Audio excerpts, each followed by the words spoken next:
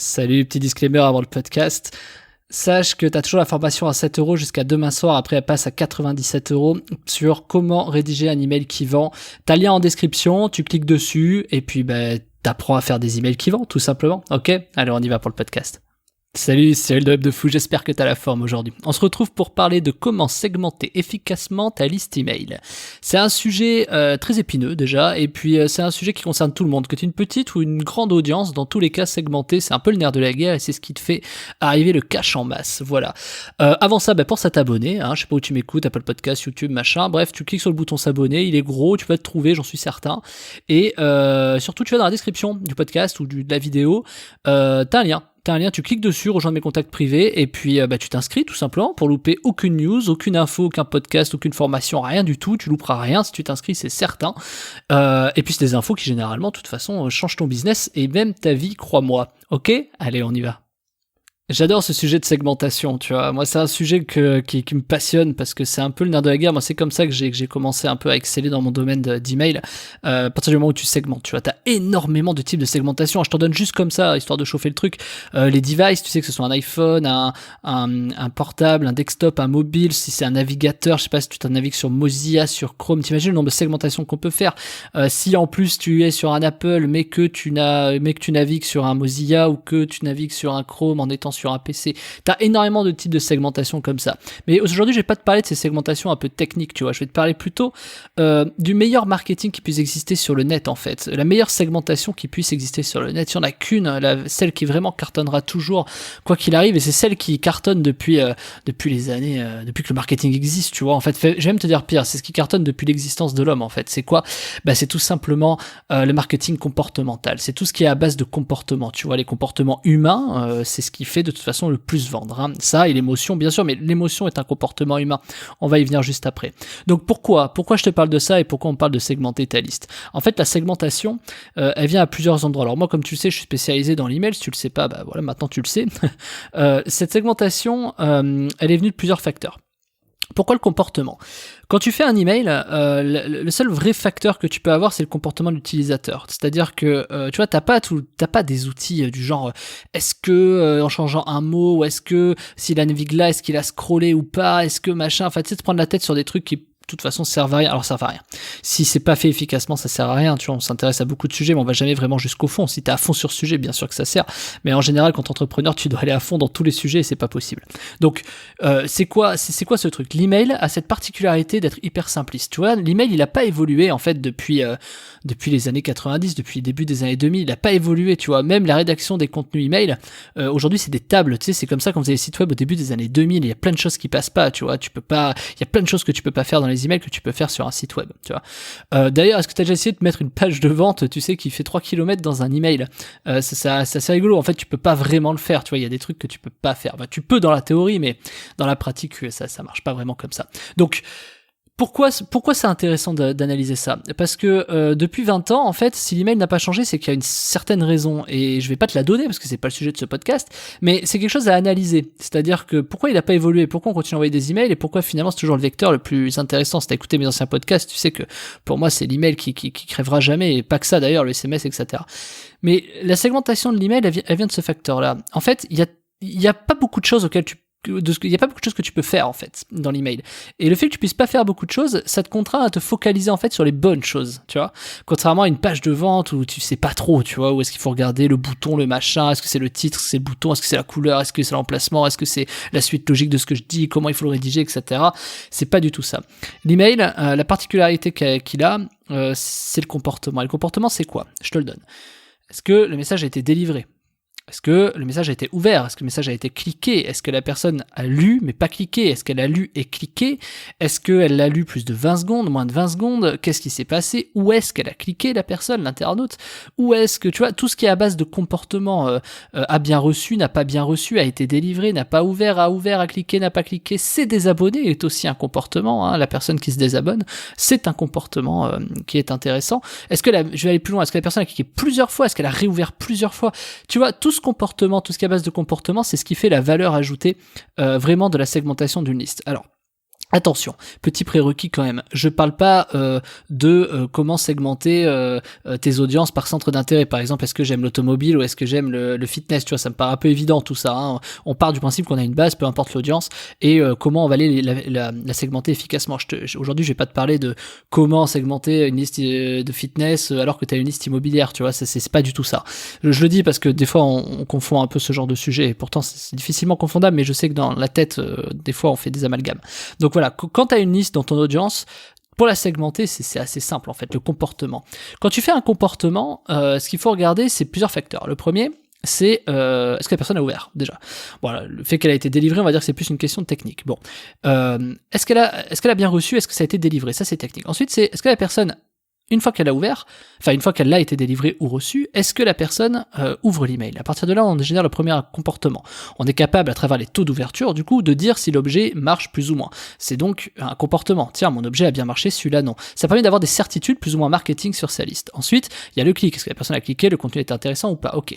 Maintenant, sur ce contenu, on va être capable de faire beaucoup d'A/B testing, tu vois. Est-ce que la personne a cliqué sur cette image, sur ce lien, sur oui, sur non, sur peut-être, sur comment, sur pourquoi, tu vois, peu importe, peu importe. Et là où c'est hyper intéressant, c'est que quand tu as beaucoup d'emails et que tu envoies beaucoup d'emails, par exemple, je sais pas, si tu envoies un email par jour ou 10 par jour, enfin 3, hein, comme le dit la RGPD, à partir du moment où tu envoies 3 emails par jour, t'es capable de savoir, tu vois, je sais pas, au bout de 30 jours, ça te fait 90 emails envoyés, tu commences à avoir un peu de certitude. Tu sais les call to action qui marchent, c'est-à-dire tu sais ce bouton marche et celui-là non, et ça te donne un peu des certitudes. Donc à partir de là, tu es capable de savoir que les gens sont intéressés plutôt par ça ou plutôt par ça. Je vais essayer de te prendre le truc tout simple. Je vais te prendre l'exemple de l'alimentaire. Tu préfères les pâtes Panzani, les pâtes Barilla ou les pâtes je sais pas quoi. T'en as qui vont cliquer sur oui je préfère ça, oui je préfère ça, oui je préfère ça. Donc là, t'as déjà une segmentation en fait. Tu vas être capable de dire que bah lui il aime plutôt les Barilla, lui plutôt les Panzani. Et donc dans les pâtes, t'es capable de faire des sous-catégories de segmentation et de dire bah lui il préfère les Panzani, lui il préfère les Barilla. Quel intérêt de faire ça? Tu vas me dire de vendre des pâtes. Ben non, en fait. Si le gars achète des Barilla, il va peut-être avoir plus tendance à acheter de la tomate Barilla aussi. Alors, je sais pas si la Barilla fait de la tomate, il me semble que oui, mais c'est pour te donner un peu l'exemple quoi. Par contre, si tu lui proposes que des pâtes Panzani et de la tomate Thomas Couli, tu vois, enfin je sais pas, le mec, tu vois, il va pas forcément être intéressé. Par contre, si tu sais qu'il aime les pâtes Barilla et que tu lui proposes un pot de tomate Barilla en plus d'un achat de pâtes Barilla, ben fatalement, le gars il va être intéressé. Et ça, c'est un truc, tu vois, c'est un petit tips. Ça paraît évident quand je le dis, mais malheureusement personne le fait, et encore moins dans l'e-commerce. Enfin, peu de gens le font, je dis personne, mais quand je dis personne, c'est plus pour faire l'inverse de la généralité. Hein, tu vois, sur 80, t'as toujours 20% des gens qui font les choses, mais t'en as 80% qui les font pas. Donc en fait, ce truc de Barilla, c'est assez extraordinaire parce qu'on est capable de savoir des infos comme ça avec en envoyant un email, tu vois, essayer de l'appliquer dans ta niche ou dans ton audience ou ce que tu fais. Et on est capable de savoir ça et pourtant on le fait pas, tu vois. T'imagines le nombre de data que t'as cumulé depuis que t'envoies des emails? Tu imagines? Ou même sur Facebook, le nombre de data que t'as cumulé, tiens, il a cliqué, il a pas cliqué, il a commenté, il a liké, tu vois, ça s'applique pas que sur les emails, tu vois, tout ce qui est à base de comportement, il a partagé, il a regardé. Regarde bien tous les algos aujourd'hui, Instagram, YouTube, TikTok, c'est que basé sur du comportement. T'as pas à réinventer la roue, je le redirai jamais assez, le mail est vraiment précurseur dans beaucoup de sujets, hein. Ça fait 20 ans que ça n'a pas changé, il y a une raison, on peut faire évoluer tous les supports de téléphone, de notifs, de machin, de tout ce que tu veux, à la fin on revient sur du comportement, comment tu réagis, c'est normal, c'est ce qui fait vendre.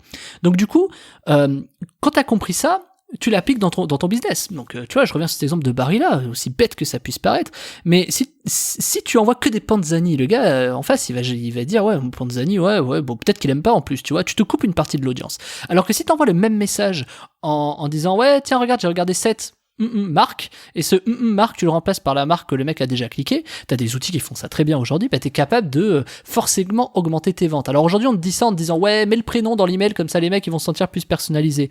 Ouais, bien sûr, c'est vrai, tout ça, t'as raison, tu vois, moi je vais te dire, moi je mets pas l'email, je mets pas le prénom dans mes emails parce que tout le monde le fait déjà, et puis c'est pas quelque chose qui dérange, tu vois, on sait que la personne, on s'adresse à elle, et voilà, bon alors forcément, dès que tu mets un peu de personnalisation, ça marche mieux, on est bien d'accord.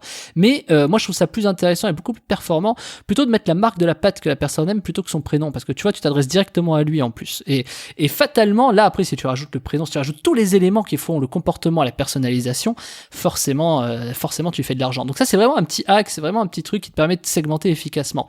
Alors là, je te parle de pâtes, mais je vais te donner un dernier exemple. Je vais essayer de faire ce podcast et finir là-dessus. Je sais pas, si t'aimes plutôt, je sais pas, t'es sensible à des marques, tu vois, je vais revenir sur je sais pas, tu sais, le chocolat quand t'es petit, ou je sais pas si t'as bu du chocolat quand t'étais petit, peu importe, mais tu sais, t'as Nesquik, Banania, etc. Bon, bah, forcément, si tu sais que le mec préfère du Nesquik ou du Banania, bah, tu peux lui proposer des produits qui sont plus en rapport, tu vois. Et c'est exactement la même chose. Et je vais te donner un autre exemple de comportement qui est l'achat. Tu vois, quand t'as des gens qui ont des comportements d'achat assez compulsifs ou qui achètent beaucoup de tes produits, t'es capable de savoir qu'ils préfèrent plutôt ces types de produits que ceux-là, tu sais, à force. Toutes ces segmentations de comportement, c'est la clé du business. Parce que t'es capable d'adresser de la personnalisation et des produits personnalisés qui correspondent aux personnes, tu vois. Et je vais donner un autre exemple de personnalisation qu'on oublie vraiment à chaque fois. C'est tout ce qui est à base d'âge. C'est-à-dire que tu vois, tu peux pas proposer. Donc là, on parle de segmenter une liste d'une autre façon. Tu vois, là, c'est plus un critère de comportement, c'est un critère un peu technique qui concerne la personne.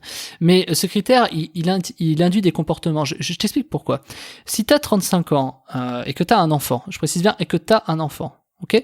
Si t'as 35 ans et que t'as un enfant, ton enfant, bon, a priori, sauf erreur, pardon, oula, c'est pas ça que je voulais dire. Normalement, il a moins de 18 ans. Tu vois, c'est ça que je veux dire. Sur 35 ans, il a peut-être moins de 18, il a forcément moins de 18 ans. Pas forcément, mais en tout cas, normalement, il a moins de 18 ans. Quand il a moins de 18 ans, cet enfant, tu es capable de savoir qu'il va avoir 18 ans, qu'il va devoir avoir passé son permis, etc. Et là, on va arriver sur du marketing. C'est une prochaine étape, c'est du marketing prédictif, tu vois. C'est de savoir qu'il aura besoin de ça, il aura besoin de ça, il aura besoin de ça. Sache que la meilleure cible qui existe, ce sont les femmes entre 25 et 30 ans qui viennent d'avoir un enfant. Parce qu'à partir du moment où tu sais que la personne a un enfant, tu peux le suivre au niveau marketing. Tu peux suivre cette femme, cette famille, d'un point de vue marketing. Alors bon, l'argent, c'est pas mal, hein, ceux qui diront, oulala, mais c'est l'horreur de faire ça. Bah non, ça s'appelle du marketing, en fait. Parce que dans tous les cas, une maman, elle va acheter des choses pour son enfant. Et elle va racheter des habits, tu vois. Elle va pas le laisser à poil, c'est pas évident. Donc du coup, voilà. Et cet enfant, bah, il va aller à l'école, il va faire du sport, il va avoir des besoins. Tu vois, quand il aura 7-10 ans, il aura besoin de téléphone, d'ordinateur, de machin. Enfin, tu vois, il va avoir des trucs, quoi. On est au 21e siècle, quoi. Donc forcément, il va avoir ses envies. Et puis tu vas pouvoir le suivre toute sa vie, en fait. Tu vois, à 18 ans, quand il va passer son permis, quand il aura sa première femme, quand il voudra aller sur des sites de rencontres, etc., etc. Ça va toujours suivre. Donc à partir du moment où tu qualifies bien ta base au départ, donc là je parle de qualification et de segmentation par critères techniques, donc l'âge, derrière il faut que tu saches par exemple le comportement qu'il va avoir. Et forcément le comportement, petit tips, forcément de fin de podcast, le comportement il change de mois en mois, d'année en année, de semaine en semaine. Quand ce comportement change, il faut toujours savoir l'analyser. Par exemple, t'es pas à l'abri que dans ta liste email, quand tu fais des produits, il y a un mec qui clique à plusieurs endroits. Donc ça c'est les comportements les plus problématique, c'est-à-dire que du coup les mecs ils sont un peu indécis, tu vois. Ce serait intéressant de tu préfères la vanille ou le chocolat, tu vois, de faire ça dans un mail pour savoir si t'en as qui cliquent sur la vanille et le chocolat parce qu'ils reviennent. Et il y en a qui le font, je te le dis, il y en a qui le font, c'est pas est-ce qu'ils le font, il y en a qui le font. Donc du coup, une fois qu'ils font ça, ben c'est à toi de savoir derrière si qu'est-ce que tu leur proposes, tu vois. Donc s'ils préfèrent la vanille, tu t'éviteras de leur proposer des choses au chocolat, tu vois. C'est des critères qui sont vraiment capitaux. Je vais te donner un exemple, moi je te parle pas vraiment de ça au hasard, j'avais fait ce choix de segmentation sur des couleurs, moi des parfums. Et quand j'ai vendu des macarons, c'était des macarons que je vendais pour un client. Eh ben, c'est bête, mais le fait d'envoyer des gens qui aiment la vanille sur de la vanille, ça faisait forcément décupler tes ventes. Je vais te donner un exemple. Hein. Donc c'est un peu le principe des landing pages et des sales pages, des pages de vente. Si tu me suis, tu sais de quoi je parle. La vanille, si tu donnes le choix aux gens en disant, tiens, voilà 5 parfums possibles. Même celui qui aime la vanille, il prendra pas forcément la vanille. Mais par contre, du coup, il l'achètera peut-être pas. Alors que si quelqu'un qui aime la vanille, tu lui proposes un produit de vanille, forcément il va acheter en fait. Alors forcément, pas à 100%, mais il va acheter. Il sera plus susceptible d'acheter parce que il connaît, ça lui rappelle des choses, c'est du plaisir, en fait tu joues sur l'émotion. Et le fait d'aller segmenter le comportement, en fait, ça te permet d'aller toucher tout de suite l'émotion. Tu vois, si t'aimes, je sais pas, imagine, t'aimes Panzani. Pourquoi tu crois que Panzani, tu vas réussir à acheter un paquet de pâtes Panzani et proposer un pot de tomates Panzani? Parce que t'aimes la marque, parce que ça te rappelle des choses. Si tu préfères Panzani à Barilla, c'est qu'il y a une raison, et cette raison, forcément le pot de tomate va te l'évoquer parce que tu connais la marque, tu vois, c'est un peu la même chose. C'est comme quand il y a un nouveau produit Apple en fait. Les nouveaux produits Apple, on les aime donc, enfin je dis ceux qui en consomment, on aime les produits Apple, donc du coup forcément quand il y a quelque chose qui sort, on a envie de l'avoir, tu vois, peu importe ce que c'est. Et c'est du marketing comportemental quoi qu'on en dise, voilà. Donc ce marketing comportemental, c'est celui que tu dois avoir le plus en tête. C'est quoi s'il y a un marketing que tu dois faire attention, c'est celui-là. Segmenter efficacement ta liste email, c'est faire du marketing comportemental. Tous ceux qui font autre chose, c'est nul. Je te le dis, ils vont aller gratter par exemple des problèmes de délivrabilité, ils vont aller gratter des est-ce qu'il a un Google Chrome sur son PC, ou est-ce que c'est une tablette, est-ce qu'il a Windows 7 ou Windows 10, parce qu'en fonction, il n'y a pas ça. Ça, pour moi, j'appelle ça de la branlette intellectuelle. C'est plus histoire de dire, tu sais, c'est un peu, est-ce qu'on met le mot efficace, ou est-ce qu'on met le mot efficace au pluriel, ou on le met au singulier? Ah, je sais pas, les gars, faut faire une réunion, tu vois. C'est le genre de truc que je déteste. Donc, fatalement, ça, c'est de la pignole, quoi. Voilà, bon, bref, ça, c'est quelque chose qui m'énerve, tu l'auras bien compris. Donc, segmente ta liste de manière comportementale, et tu vas voir que forcément, tes résultats, ils vont tout de suite augmenter. Ok? Bon, Martin, j'étais heureux de te parler aujourd'hui. Je te le dis quand même, hein, je te fais un petit disclaimer. Je crois qu'il reste que 2 jours, là. Je sais plus quel jour je vais sortir ce podcast, je crois que ça va être samedi. Je crois qu'il reste que 2 jours, donc aujourd'hui et demain, pour profiter de la place sur la formation que tu as en description. Donc c'est comment rédiger un email efficace. Tu vas voir comment faire un email qui vend, quoi, et tu vas voir que c'est une méthode qui cartonne. Il y en a pas mal là déjà qui l'ont acheté. Il y a eu, je sais pas, il y a eu un sacré engouement autour de ça. Je sais pas si c'est live chez Seb BHM, mais il y a eu un sacré engouement autour de ce sujet. Donc ouais, il y a eu pas mal de places qui sont parties. Donc vas-y avant que je la retire, parce qu'après ça passe à 97 €. Ok, allez, bah t'as le lien en description. Salut Martin, je te dis à demain.